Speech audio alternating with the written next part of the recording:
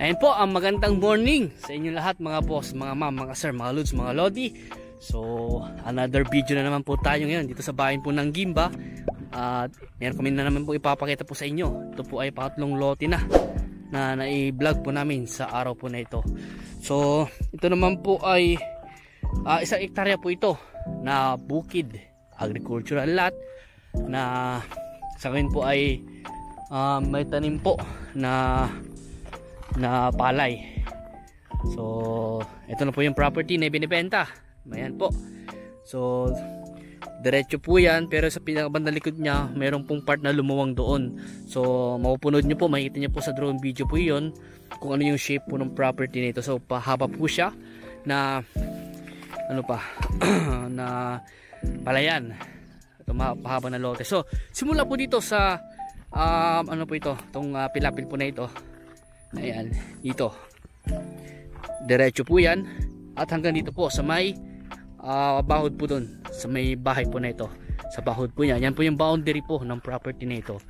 So ang estimate ko pong frontage po niya nasa mga 30 meters po, more or less yung kanyang entrada. So malapit lang po siya sa cemented road. Ayan, siguro nasa mga 30 to 40 meters lang po siguro mula po sa sementadong daan. So yan po yung sementadong daan lang po. Tapos sa highway, wala pang 1 kilometro. O sabihin natin mga kalahating kilometro lang po siguro ang layo po niya sa National Highway Pangasinan Nueva Ecija Road. At ito nga po may power line na.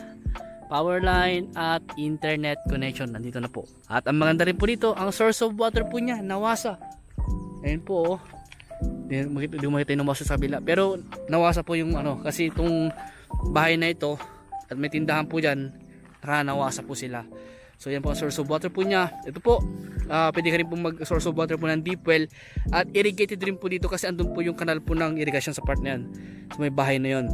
So pag napatubig po sila, pag ganun na po dito.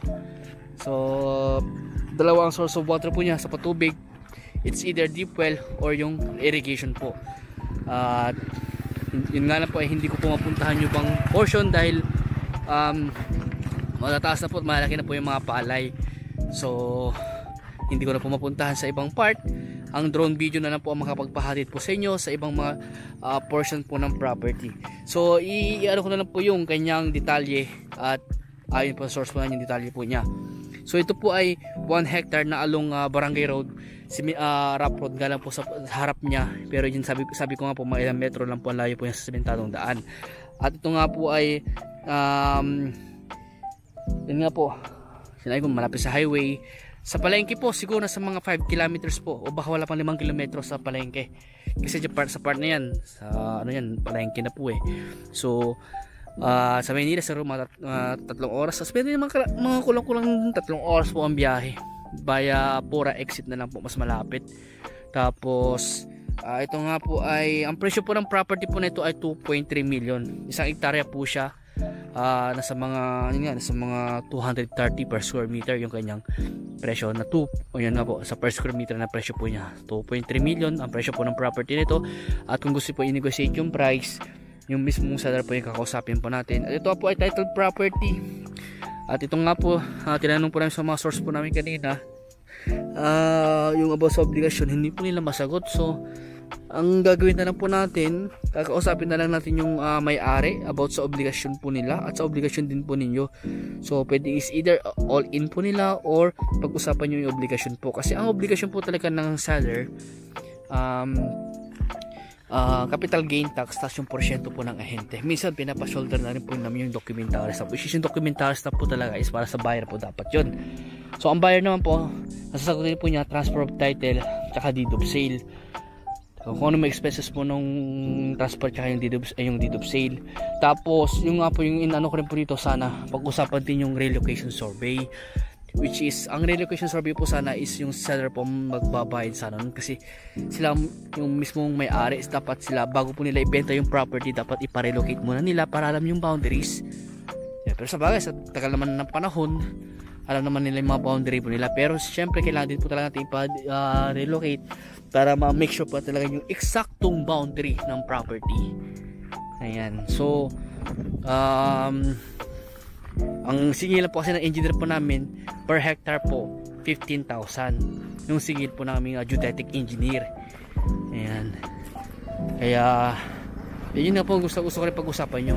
Bago nyo po bilhin ng isang property, advice ko na po sa isa mga client po namin, sa mga buyer, mga prospect buyer po namin, bago nyo bilhin yung mga property, ipa-relocate po muna natin.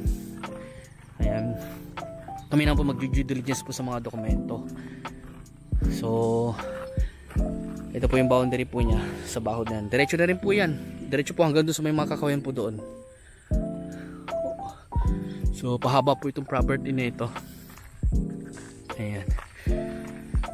So limited lang po kasi ang sinabi po sa amin yung detalye ng property na ito, at saka wala po masyadong talagang i-discuss dito dahil alam niyo naman po bukid, wala pong nakatanim, kaya wala po tayong i-discuss na marami. So yung mga importante na lang, kagaya po ng presyo nito 2.3 million, ayon po source po namin yung po sinabing presyo po sa amin at nilapit po sa amin. And then title property daw po, yun nga po yung obligasyon ng seller, at hindi po nasabi sa amin.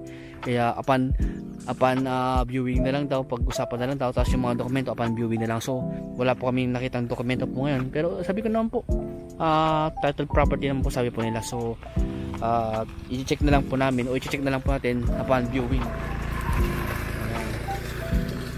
So ulitin ko po, ito po 1 hectare, presyo po 2.3, at andito na yung mga power line tsaka internet connection. Ayan po. Tapos may mga kabahayan na rin po dyan, at meron na rin pong tindahan yan sa part na yan. Kung gusto nyo bumili, may mga tindahan po dyan, may tindahan po dyan. Tapos malapit lang po ito sa highway, mga yung metro lang po ang layo, wala pa 1 kilometro, o siguro mga kalating kilometro boss, no? Yung sa highway, o mga kalating kilometro yung layo niya sa highway. Sa palengke mga ilang kilometro lang din, malapit pa. Ayan. So hanggang dito po muna, at maraming salamat po sa inyo lahat, at God bless po.